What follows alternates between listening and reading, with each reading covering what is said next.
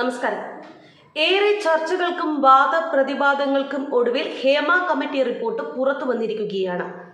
4.5 വർഷം മുൻപ് നടിമാരിൽ നിന്നടക്കമെടുത്ത മൊഴികളുടെ പശ്ചാത്തലത്തിൽ തയ്യാറാക്കിയ റിപ്പോർട്ടാണ്. ചില ട്വിസ്റ്റുകൾക്കൊക്കെ ഒടുവിൽ റിപ്പോർട്ട് വന്നിരിക്കുന്നത്. ഈ റിപ്പോർട്ട് പുറത്തു വരാതിരിക്കാൻ പരമാവധി ശ്രമം നടന്നു. ഇന്ന് ഉച്ചയ്ക്ക് 2:30 മണിയോടുകൂടിയാണ് ഈ റിപ്പോർട്ട് പുറത്ത് വന്നത്. അതിനു മുൻപ് വരെ, ആ 2:30 എന്ന സമയത്തിന് തൊട്ട് മുൻപ് വരെ ഇതിനെ എങ്ങനെയെങ്കിലും തടയാൻ വലിയ രീതിയിലുള്ള നീക്കം നടന്നിരുന്നു. അതിന് പലതരത്തിലുള്ള വ്യക്തികളെ മുന്നിൽ നിർത്തിയുള്ള കളികൾ നടന്നിരുന്നു. എന്തായാലും ഒടുവിൽ ഹേമ കമ്മിറ്റി റിപ്പോർട്ട് പുറത്തു വന്നു. ലഭിക്കുന്ന വിവരം അനുസരിച്ച് ഈ റിപ്പോർട്ട് എന്ന് പറയുന്നത് ആകെ 300 പേജുകളുള്ള റിപ്പോർട്ടാണ്. അതിൽ 233 പേജുകളാണ് പുറത്തുവിട്ടിരിക്കുന്നത്. ഇതിൽ പറഞ്ഞിരിക്കുന്നതെല്ലാം വളരെ ഗുരുതരമായ ആരോപണങ്ങളാണ്. അതായത് ഈ നടിമാർ പറഞ്ഞിട്ടുണ്ട്, അമ്മ എന്ന സംഘടന, അമ്മ എന്ന് പറയാൻ ശരിക്കും പറഞ്ഞാൽ നാണക്കേട് തോന്നുന്ന തരത്തിലുള്ള മൊഴികൾ ഈ റിപ്പോർട്ടിൽ ഉണ്ട് എന്നതാണ്. അതുകൊണ്ട് തന്നെ നമുക്ക് AMMA എന്ന സംഘടന എന്ന് തന്നെ പറയാം. AMMA എന്ന സംഘടന അടിമുടി സ്ത്രീവിരുദ്ധമാണ് എന്ന് റിപ്പോർട്ട് അക്കമിട്ട് നിരത്തിക്കൊണ്ട് പറയുന്നുണ്ട്. സിനിമയിൽ നിലനിൽക്കുന്ന കാസ്റ്റിംഗ് കൗച്ചിന്റെ ആ ഒരു ഭീകരമായ മുഖം ഈ റിപ്പോർട്ട് തുറന്നു കാണിക്കുന്നു. സത്യം പറഞ്ഞാൽ നടിമാർ മൊഴി നൽകിയപ്പോൾ ഈ ഹേമ കമ്മിറ്റി തന്നെ ഞെട്ടിപ്പോയി എന്നാണ് പറയുന്നത്. അതായത് ഷൂട്ടിംഗ് തുടങ്ങിയാൽ ഒന്ന് മൂത്രമൊഴിക്കാൻ സാധിക്കാത്ത രീതിയിലുള്ള ഗുരുതരമായ സാഹചര്യം സിനിമാ സെറ്റുകളിലുണ്ട്. പുരുഷന്മാർക്കും സ്റ്റാറുകൾക്കും വേണ്ട സൗകര്യങ്ങൾ ചെയ്തു കൊടുക്കുമ്പോൾ പെൺകുട്ടികൾക്ക് മതിയായ സൗകര്യം ലഭിക്കുന്നില്ല. അവർക്ക് ആർത്തവ സമയത്തടക്കം ഒന്ന് വെള്ളം കുടിക്കാൻ പോലും കഴിയാത്ത സാഹചര്യമാണ്. കാരണം വെള്ളം കുടിച്ചാൽ മൂത്രമൊഴിക്കണം. അതുകൊണ്ട് തന്നെ വെള്ളം പോലും കുടിക്കാൻ കഴിയാതെ മണിക്കൂറുകളോളം നിൽക്കുന്ന സാഹചര്യമുണ്ട്. സെറ്റിൽ തുണി മറച്ച് മൂത്രമൊഴിക്കേണ്ട സ്ഥിതിയുണ്ട്. ജൂനിയർ ആർട്ടിസ്റ്റുകളെ അടക്കം മുതലെടുപ്പിന് ഉപയോഗിക്കുന്നു എന്നാണ് ഈ റിപ്പോർട്ടിൽ പറയുന്നത്. പിന്നെ എതിർക്കുന്ന പെൺകുട്ടികളെ എങ്ങനെയാണ് വഴക്കിയെടുക്കുന്നത് എന്ന് പറയുന്നുണ്ട്. AMMA എന്ന താരസംഘടന അടിമുടി സ്ത്രീവിരുദ്ധമാണ് എന്ന് പറയുന്നതിനൊപ്പം എങ്ങനെയാണ് പെൺകുട്ടികളെ വഴക്കിയെടുക്കുന്നത് എന്ന് പോലും പറയുന്നുണ്ട്. AMMAയിൽ അംഗമായിട്ടുള്ള 15 അംഗ പവർ ഗ്രൂപ്പ് സിനിമയിലുണ്ട്. സിനിമ ഇൻഡസ്ട്രിയെ തന്നെ ഭരിക്കുന്നത് അവരാണ് എന്നും അവർക്ക് അല്പമൊന്ന് വൈരാഗ്യം തോന്നിയാൽ പിന്നെ തീർന്നു എന്നാണ് പറയുന്നത്. അവർ പെൺകുട്ടികളെ സൈബർ ആക്രമണത്തിന് വിധേയമാക്കും. അതിലൊരു പെൺകുട്ടി ഗുരുതരമായ ആക്ഷേപം ഉന്നയിച്ചിട്ടുണ്ട്. താൻ ഒരിക്കൽ ഒരു പരാതി ഉന്നയിച്ചപ്പോൾ അവരുടെ ഫാൻസ് പേജുകളിൽ തന്റെ മോർഫ് ചെയ്ത ചിത്രം, നഗ്നമായ ചിത്രം നിർമ്മിച്ചുകൊണ്ട് പുരുഷ അവയവം ഉൾപ്പെടെ ഈ ചിത്രത്തിൽ കാണിച്ചുകൊണ്ട് തനിക്കെതിരെ സൈബർ ആക്രമണം നടത്തിയെന്നാണ് ഈ പെൺകുട്ടി മൊഴി നൽകിയിട്ടുള്ളത്. ശരിക്കും പറഞ്ഞാൽ ഈ കമ്മിറ്റി തന്നെ ഞെട്ടിപ്പോയി എന്ന് പറയുന്നതിൽ യാതൊരു അതിശയോക്തിയും ഇല്ല.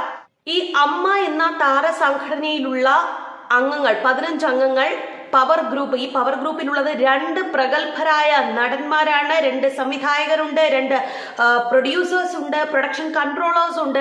അങ്ങനെ പ്രഗത്ഭരുടെ ഒരു കൂട്ടായ്മയാണ്. അവരാണ് ഈ സിനിമ ഇൻഡസ്ട്രിയെ തന്നെ ഭരിക്കുന്നത് എന്ന് പറയുന്നുണ്ട്. ഒപ്പം തന്നെ മറ്റൊരു ഗുരുതരമായ കാര്യം, നടി ആക്രമിക്കപ്പെട്ട സംഭവം ഒറ്റപ്പെട്ട സംഭവമല്ല. മറ്റ് പല നടികൾക്കും ഇത്തരത്തിലുള്ള സംഭവങ്ങൾ ഉണ്ടായിട്ടുണ്ട്. ഒരു നടി ഇത്തരത്തിൽ പരാതിപ്പെട്ടപ്പോൾ ആ നടി ഏത് വ്യക്തിക്കെതിരെയാണോ പരാതി പറഞ്ഞത്, ആ നടന്റെ ഭാര്യയായി പിറ്റേ ദിവസം ആ പെൺകുട്ടിക്ക് അഭിനയിക്കേണ്ടി വന്നു. ആ ഒരു ട്രോമ, പെൺകുട്ടിക്ക് ഉണ്ടായ ട്രോമയെ കുറിച്ചൊക്കെ തന്നെ വിശദീകരിക്കുന്നുണ്ട് ഈ റിപ്പോർട്ട്.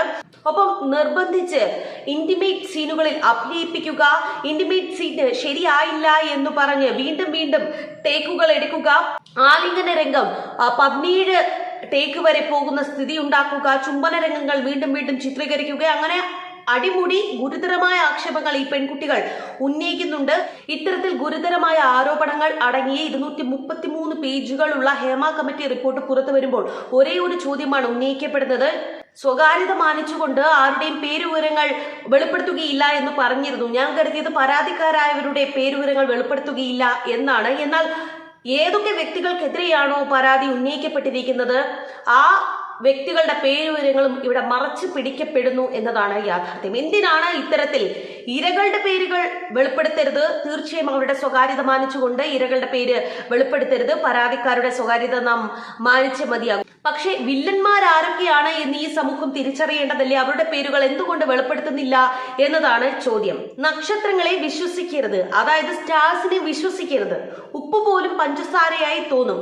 ഇനി മറ്റൊരു വരി എന്ന് പറയുന്നത്, ചന്ദ്രനെ പോലെ സുന്ദരമല്ല താരങ്ങൾ. അതായത് മലയാള സിനിമയെ ആരാധിക്കുന്ന ജനങ്ങൾ അറിയേണ്ട ചില പേരുകൾ ഈ റിപ്പോർട്ടിൽ വരേണ്ടിയിരിക്കുന്നു എന്ന് തന്നെയാണ് വ്യക്തമാകുന്നത്. ഈ പെൺകുട്ടികളുടെ മൊഴികളിലെല്ലാം FIR ഇടേണ്ട വിവരങ്ങൾ ഉണ്ട് എന്ന് ഹേമ കമ്മിറ്റി തന്നെ അഭിപ്രായപ്പെടുന്നുണ്ട്. അങ്ങനെയെങ്കിൽ എന്തുകൊണ്ട് FIR ഇട്ട് കേസ് എടുക്കേണ്ടതിന് പകരം ഇത്തരത്തിൽ മറച്ചു പിടിക്കലുകൾ ഉണ്ടാകുന്നു എന്നതാണ് ചോദ്യം. കൂടുതൽ വിവരങ്ങൾ പുറത്ത് വരുമെന്ന പ്രതീക്ഷയില്ല. കാരണം സർക്കാരിന് പോലും ഈ ഹേമ കമ്മിറ്റി റിപ്പോർട്ട് പുറത്ത് വിടാൻ താല്പര്യമില്ലായിരുന്നു എന്ന് തന്നെയാണ് ഇന്ന് ഉച്ചവരെ കരുതിയിരുന്നത്. എന്തായാലും ആ റിപ്പോർട്ടിന്റെ പ്രസക്ത ഭാഗങ്ങൾ പുറത്തു വന്നിട്ടുണ്ട്. പക്ഷെ മറച്ചു പിടിക്കേണ്ടത് എന്തൊക്കെയാണോ അതെല്ലാം മറച്ചു പിടിച്ചിരിക്കുന്നു എന്നതാണ് യാഥാർത്ഥ്യം. ഇനി കൂടുതൽ വിവരങ്ങൾ പുറത്ത് വരുമെന്ന പ്രതീക്ഷയില്ല എങ്കിൽ കൂടി ഇത്രയെങ്കിലും പുറത്തു വന്നല്ലോ, മാറ്റങ്ങൾ ഉണ്ടാകട്ടെ എന്ന് മാത്രം ആഗ്രഹിക്കാം.